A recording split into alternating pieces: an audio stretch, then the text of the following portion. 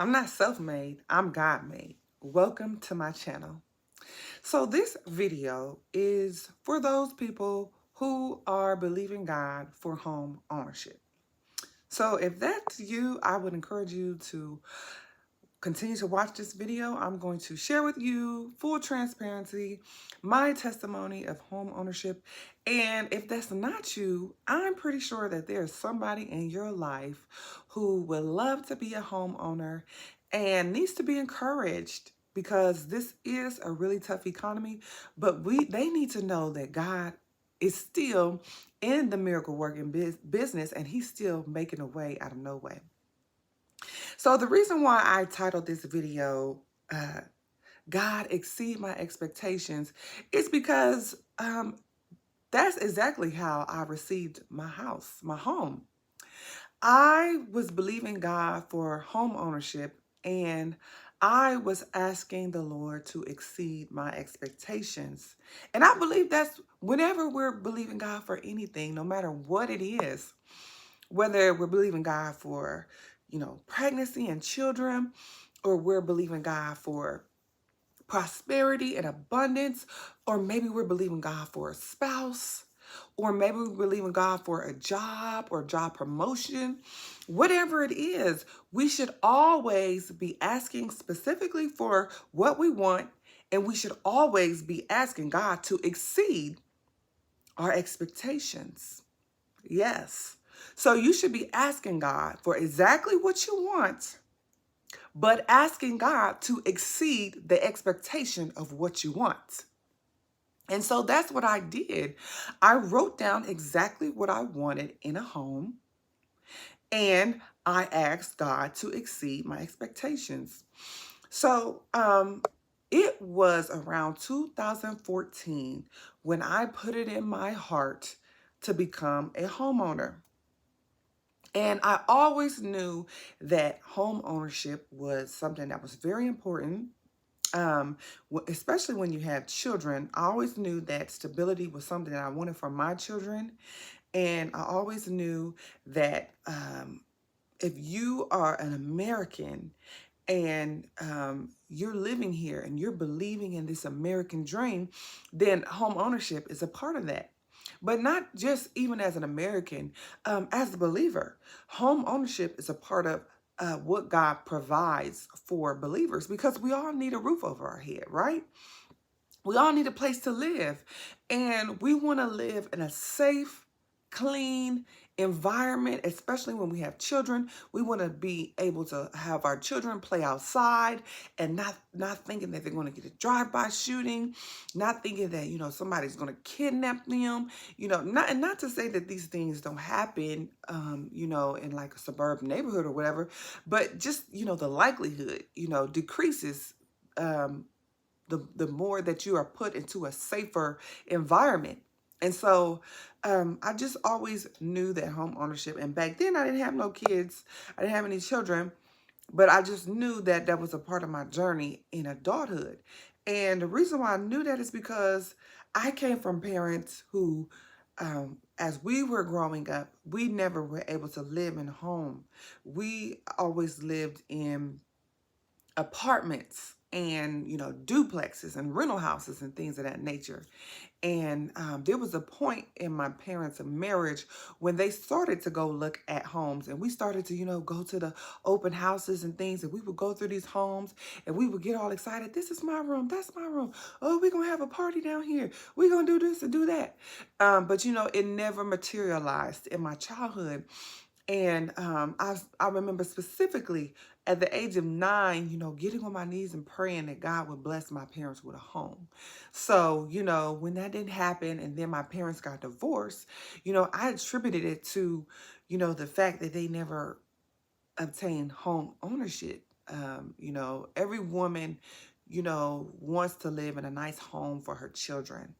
Every woman wants her husband to be able to provide that. If she's a married woman, now if she's a single woman, it's a different story, but as a married woman with children, you want to be in a house, that you can call your own, and, your children can have space, whether that's, play area, basement, backyard, all of those different things.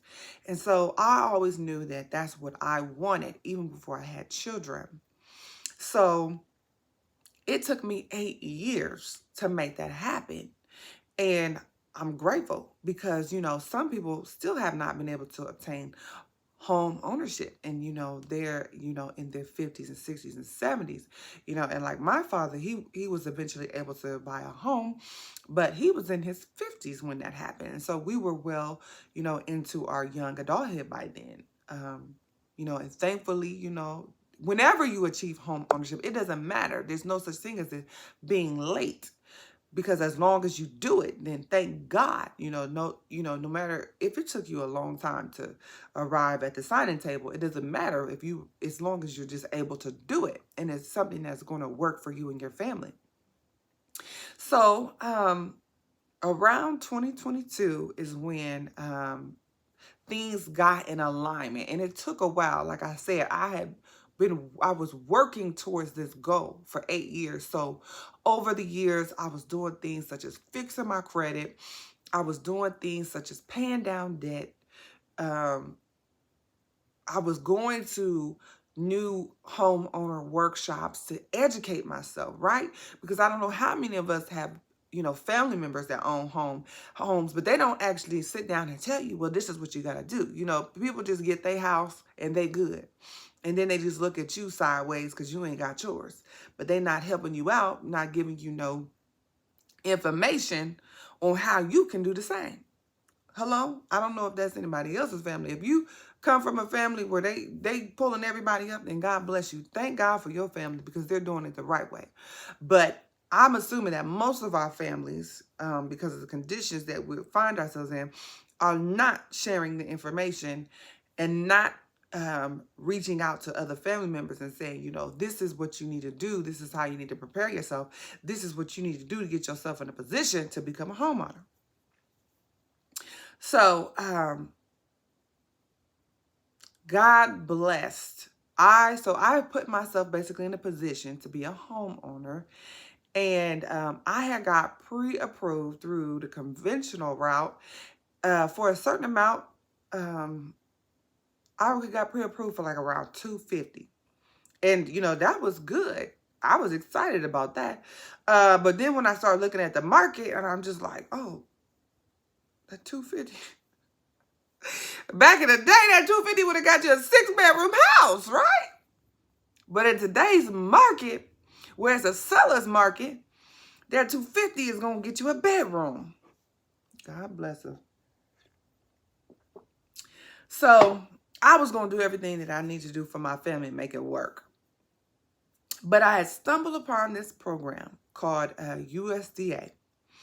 And basically my husband had found this program where somebody had put a video out there on Instagram on this program that you could do where you could get a home for 0 down payment. And so I watched the video, and I didn't know whether it was too good to be true, whether it was a scam or what. But I'm kind of a resourceful person when it comes to, looking things up on the internet. And so that's what I did. The very next day I was at work, and I looked it up, and I went to the website, and I looked it up, and I was like, it's a real thing. It's definitely a real thing. So I started making calls like, hey, can I get an application? Blah, blah, blah. So I had them send me an application. I did everything through the snail mail. Send in my documents, everything. And of course I could have did their process online, but it just seemed like it was too convoluted for me. I'm just like, I'm going to fill out this application by hand, send y'all my documents, whatever. So I did all that, put the packet in the mail, and then they sent me a letter back. And what they sent me was called a certificate of eligibility, where they told me that I was qualified for $348,000. Yes. Going from $250 to $348, just like that. Down payment requirement, nothing. They said at the time, because we had a significant amount of assets, they said, well, if you have over this amount of assets, you might have to come to the table with $591. I know y'all think, oh, she's lying and she's scamming. It's too good to be true. I'm not lying. This happened to me.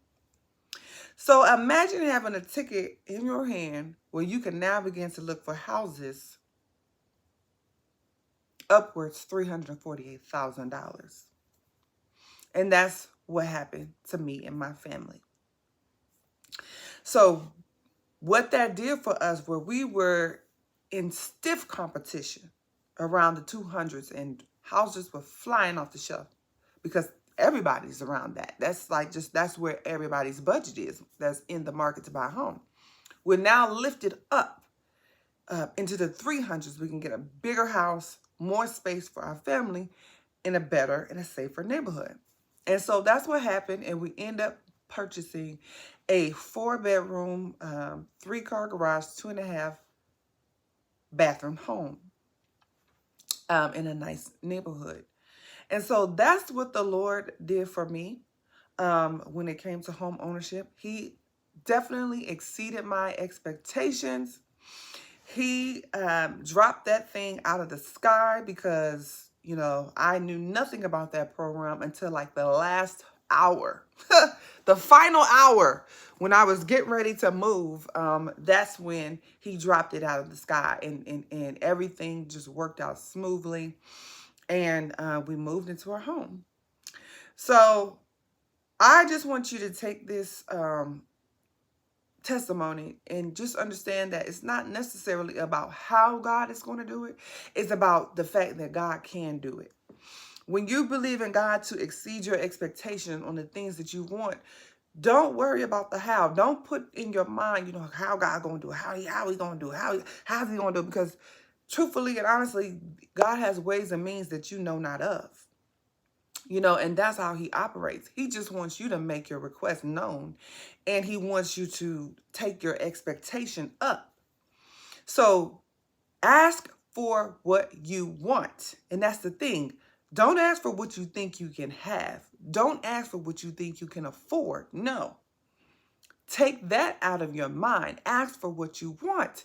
If you have 3 children, 4 children, don't ask for no 3-bedroom house. You know you need more space than the 3-bedroom. You got 4 children.